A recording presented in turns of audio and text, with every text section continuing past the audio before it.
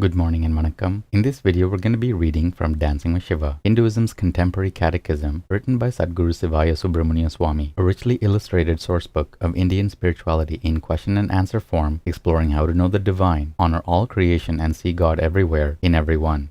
Today's lesson is lesson 152, and we'll begin by reading the caption to the facing image. Sadhguru Siva Subrahmanyaswamy, Gurudeva, sits on the Pita, the ecclesiastical seat of authority at Kauai Adinam in Hawaii, sharing the path of the Nandinatha Sampradaya with his four acharyas. Shiva is present as Nataraja, the cosmic dancer. Lesson 152. What is the lofty Kailasa Parampara? Shloka 152. The Kailasa Parampara is a millennia-old guru lineage of the Nandinatha Sampradaya. In this century, it was embodied by Sage Yogaswami, who ordained me in Sri Lanka in 1949 to carry on the venerable tradition. Om. Bhashya.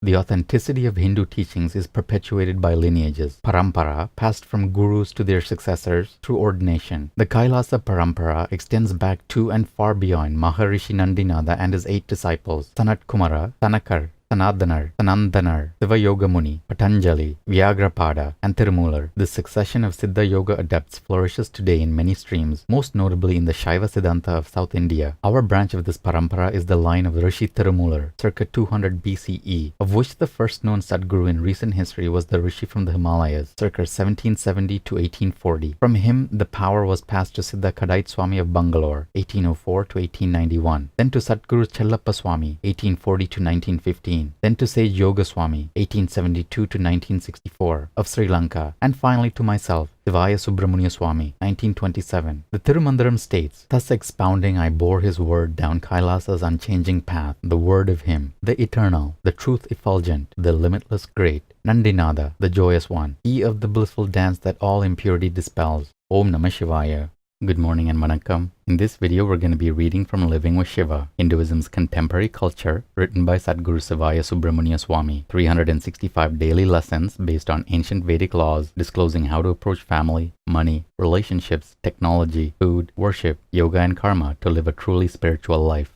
Today's lesson is lesson 152, and the topic is what is real prosperity? A spiritual vibration in the home can be initiated or renewed by having a priest come and perform a purification ceremony. That makes the pranas flow correctly in the home, which when carried out to the community make you a full person. Another key is to have Monday evenings at home. Monday home evening is practiced by many religions, including the Hindus. On Monday evening, Shiva's day, the family members get together, prepare a wonderful meal, play games together, and verbally appreciate one another's good qualities. It's an evening when the television is not turned on. They don't solve any problems on that day. They just love each other, and everybody has a voice, from the littlest child to the oldest senior. It's a family togetherness, one day a week when everyone will look forward to having mom and dad at home. That doesn't mean it will be on Tuesday or any other day if Monday is missed. Family home evening is always on Monday, and everyone's life has to adjust to that. Many families find even this is impossible because of their careers. Nowadays, people think that they have to have 2 incomes, 3 incomes to be comfortably well off. Money is gained and lost, sometimes rather quickly. As quickly gained, often as quickly lost. But what is wealth? Wealth is a diamond with many facets. One facet of wealth is money, but it is not the only one. A happy family that enjoys each other, that is a great wealth. Doing things together and enjoying doing things together is another great wealth. Rushing home to be with one another, if you can create that in your family, you are wealthy. Wealth is growing your own food, making your own furniture, sewing your own clothing, picking oranges off the tree the family planted together several years ago. Another great wealth is living within your income. Even multimillionaires are poor if they do not live within their income and always worry about debts, payments, and responsibilities. They often are very lonely people because in all their efforts to gain those millions, they have had to sacrifice their family, their children, and their own happiness. Many content themselves with building big multi-million-dollar mansions, but to benefit whom? A gardener, maybe a cook, a maid or two who get to live there all the time while the owners are traveling around the world, coming home late and leaving early. That's not wealth. That's also not wisdom. That's a good way to die young.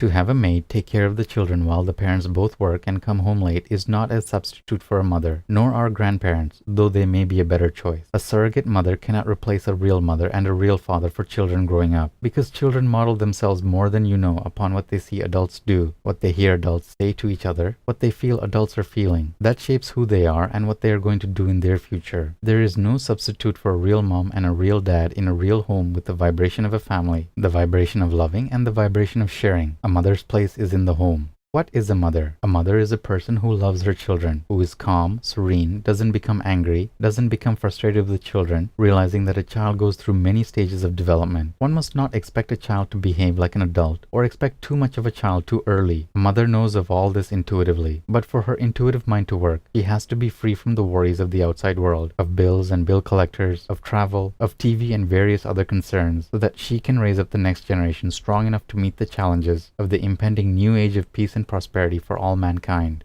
Now, if mothers beat their children, the children will beat other kids, and later on in life, they will become warriors and fight all through life, emotionally, mentally, because they're taught right in the home that solutions are reached through violent means. We don't want that. That won't bring in the new age. That is bringing back the old age. Those methods of raising children have to go. A mother must be a real mother. For many, it's not a popular idea for a mother to stay at home. During the Second World War, in the United States, mothers left their homes and never went back because they were needed in airplane factories and shipyards, as the men were all off to war. But before the Second World War and before the First World War, mothers remained home. Juvenile delinquency was not a phrase in anyone's vocabulary. If a teenager made some mischief, the family was held responsible by the community. Such things were regulated in those days, but went out of balance when mother left home and never went back. Sutra 152 of the Nandinatha Sutras, bringing joy to their parents. Shiva's young adult followers realize they have a debt to their parents for their birth, early raising and education, which they repay with obedience and affection, giving joy, practical assistance and satisfaction. Om. Good morning and vanakkam. In this video, we'll be reading from Merging with Shiva, Hinduism's Contemporary Metaphysics, written by Sadguru Siva Subramaniaswamy. 365 enlightenment lessons from a mystical master, revealing the depths of Raja Yoga, the clear white light, the states of mind, and the ultimate spiritual destiny of every seeker.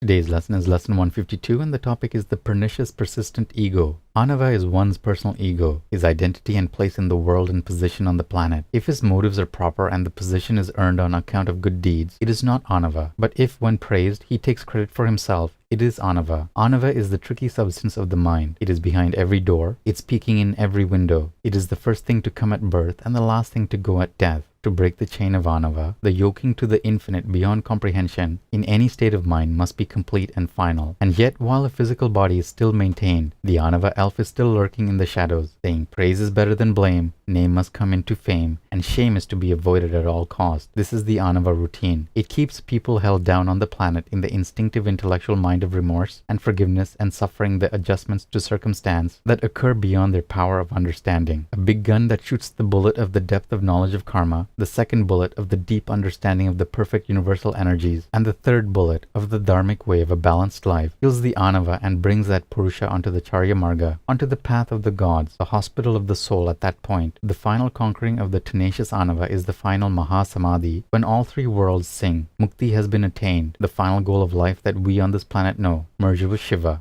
Because ignorance is all-pervasive, equally distributed throughout the world, one must leave the world and get a wise dome, wisdom, a wise head. He must transmute the energies from the solar plexus, nothing must affect him there, to his third eye, the into the past, the into the future, and with that seeing understand the present. If we were to admit that there really are 7 margas, we would find that Charya, Kriya, Yoga, and Jnana are progressive stages of fullness, and the Anava marga, by comparison, is a static state of emptiness. This feeling of emptiness is a motivative driving force of desire toward the attainment of the feeling of fullness. The feeling of fullness is the awakening of the higher chakras, of course, and the constant feeling of completeness is, of course, the permanent awakening of the Sahasrara chakra. The feeling of emptiness distinguishes the Anava marga from the other 4 margas, and this is why it is not included in Shaiva Siddhanta, but is not excluded either, because the Anava Mala is mentioned here and there and everywhere within the scriptures. For the sake of understanding individual ego in its struggle to be whole, we have delineated it as a path leading into Charya, Kriya, Yoga, and Jnana. The path of the Anava teaches us what to do and what not to do. It creates the karmas to be lived through and faced in many lives to come. And when Dharma is finally accepted and understood, and the religious patterns of life are encompassed in one's own personal daily experience, then and only then do we see the end of this path in view. So, the Anava Marga is definitely not a never-ending maze or a no-man's land. Though a state of ignorance, it is still a state of experiential learning. All is leading, in evolution of the soul, to Sanadana Dharma.